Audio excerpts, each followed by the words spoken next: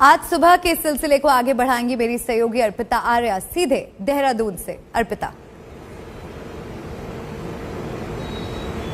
शुक्रिया मल्लिका। इस वक्त देखिए मैं देहरादून में मौजूद हूं और आज सुबह मेरी यहां पर हुई है और सियासी हलचल जो है वो न सिर्फ उत्तराखंड में, उत्तर प्रदेश में भी तेज है।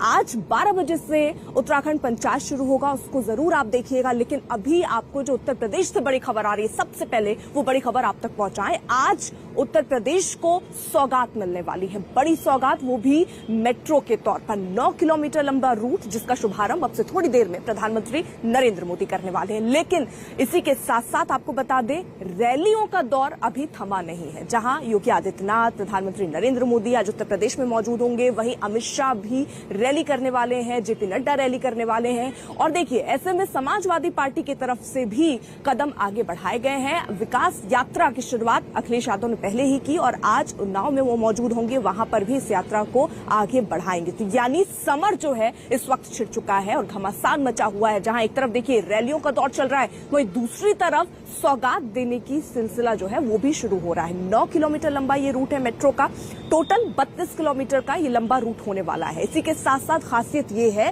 कि ये 9 किलोमीटर जो लंबा रूट है, ये सबसे कम वक्त यानी 2 साल का वक्त तकरीबन लगा। और ये 2 साल के वक्त लगने के साथ ही ये 9 किलोमीटर लंबा जो है मेट्रो रूट, आज उसका शुभारंभ होना है। पीएम मोदी आज कानपुर मेट्रो के 9 किलोमीटर लंबे पहले सेक्शन का लोकार्पण करेंगे। पहले चरण में आईआईटी कानपुर से मोती झील तक 9 स्टेशन के बीच मेट्रो रेल दौड़ेगी। कल यानी 29 दिसंबर से 6 जोड़ी मेट्रो ट्रेन कानपुर में इस रूट पर रफ्तार भरेगी। शुरुआत में हर स्टेशन पर 10 मिनट के अंतराल में ट्रेनें मिलेंगी। उसके बाद जैसे जैसे देखिए ट्रेनों की संख्या बढ़ेगी, ये जो टाइम है, ये जो ड्यूरेशन है, यानी आपको अगर 10 मिनट का पहले इंतजार करना पड़ रहा है, यानी अभी करना पड़ेगा। जैसे जैसे मेट्रो की संख्या आगे बढ़ती है, आपका ये इंतजार कम हो जाएगा। 5 मिनट, 4 मिनट और 2 मिनट वो आगे, ऐसा भी प्लान किया गया है।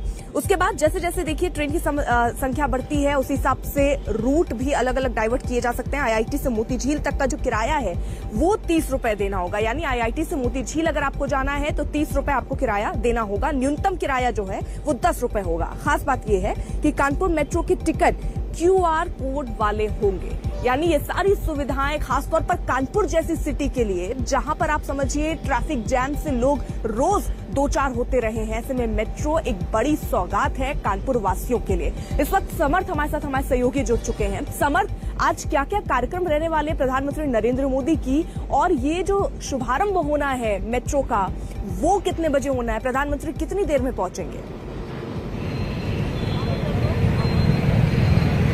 देखिए 10:25 पर प्रधानमंत्री कानपुर में पधारेंगे और उसके बाद सबसे पहले लगभग 11 बजे वो आईआईटी कानपुर में आएंगे, जहां से मैं इस वक्त रिपोर्ट कर रहा हूं।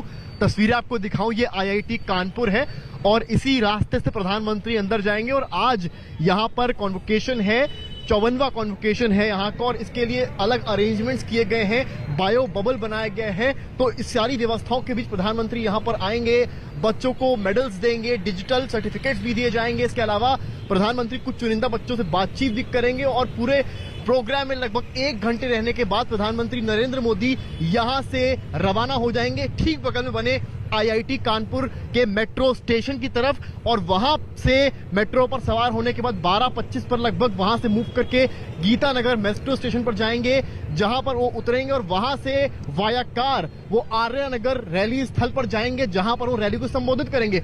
जैसा कि आपने बताया, यूपी चुनाव नजदीक है, कानपुर मंडल में कुल 27 विधानसभा सीट्स आती हैं, उनको एक तरह से साधने की कवायद है। और ये जो रेल है, ये विकास की जो रेल है, ये बीजेपी को कितनी सफलता दिलाएगी ये देखने वाला होगा, क्योंकि प्रधानमंत्री के बैक टू बैक दौरे और उसी दिन सपा अध्यक्ष अखिलेश यादव की बस यात्रा, ये क्लियर संदेश है कि पूरा जो चुनावी रण है वो उत्तर प्रदेश में शुरू हो चुका है। आज भी अखिलेश उन्नाव में नजर आएंगे और आप अंदाजा लगा सकते हैं।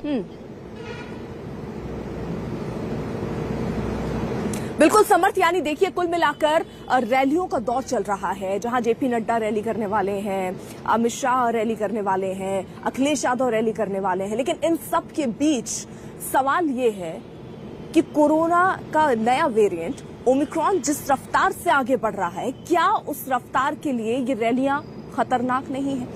इन्हीं रैलियों को होना चाहिए या नहीं होना चाहिए, इसको लेकर चुनाव आयोग आज यूपी दौरे पर है। वहां की स्थितियों को जानेगा, वहां पर चर्चा होगी वहां के डीएम से, अधिकारियों से कि किस तरीके की तैयारियां खासतौर पर रैलियों के लिए की जा रही हैं और क्या ऐसे वक्त पर जहां नाइट कर्फ्यू लग चुका है, जहां तमाम वो प्रिकॉशन लिए जा रहे हैं ताकि ओमिक्रॉन के खतरे को रोका जाए, क्या वहां पर रैलियां होनी चाहिए। क्योंकि आप ये बात समझते हैं कि जब चुनाव हो गए, रैलियां होती हैं, एक नहीं 4-5 रैलियां एक दिन में होती हैं और उन रैलियों में इकट्ठा होती है भीड़, और उस भीड़ पर काबू पाना खतरनाक हो सकता है, वो असंभव भी कई बार माना जाता है क्योंकि इतनी भीड़ उमड़ती है और ऐसे में ओमिक्रॉन का खतरा जो है वो बढ़ेगा। और इसीलिए चुनाव आयोग भी इस बात को लेकर चिंतित है और सवाल अब यही है कि क्या ये रैलियां होनी चाहिए या नहीं होनी चाहिए।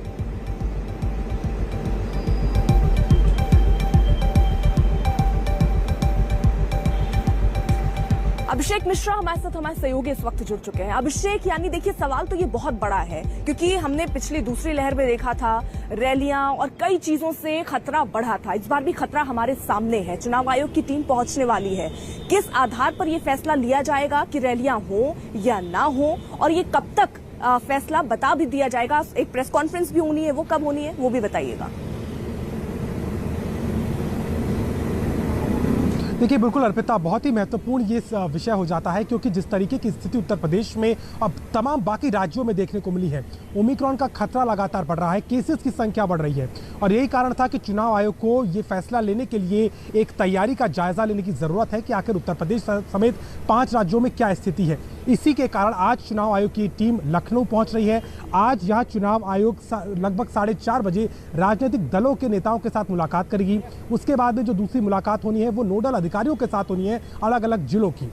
कल का दिन भी महत्वपूर्ण है क्योंकि कल अलग अलग जिलाधिकारियों के साथ में बैठक होगी और हर एक जिले की तैयारी का आकलन होगा कि किस स्तर तक वहां पर टीकाकरण हो चुका है, वहां पर कोरोना के मामलों की स्थिति क्या है, किस तरीके से जो निगरानी समितियां और तमाम तरह के कदम राज्य सरकार ने उठाए हैं उनकी प्रगति क्या है। और आखिरी दिन जो है वो मुख्य सचिव और उसके साथ ही साथ डीजीपी के साथ मुलाकात होनी है और दोपहर में एक प्रेस वार्ता होगी लगभग 12 बजे, जहां पर चुनाव आयोग इन तैयारियों के बाद में किस निष्कर्ष पर निकला है वो बताएगा।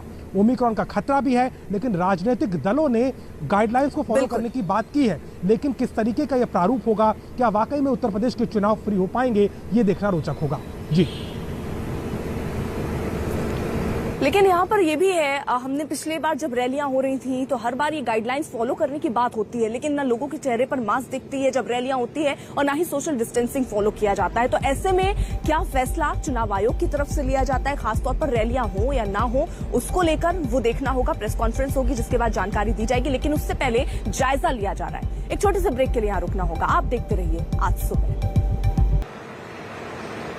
और इस वक्त की बड़ी खबर आ रही है सौरभ गांगुली से जुड़ी हुई, और जानकारी ये कि सौरभ गांगुली कोरोना पॉजिटिव पाए गए हैं। हालांकि इसके बाद ही उन्हें कोलकाता में अस्पताल में भर्ती कराया गया, जिसके बाद ये जानकारी भी सामने आई कि बहुत माइल्ड सिम्टम्स जो हैं वो इस वक्त उनके अंदर है। उनकी तबीयत अभी ठीक बताई जा रही है, लेकिन ये बड़ी खबर है कि वो कोरोना पॉजिटिव पाए गए।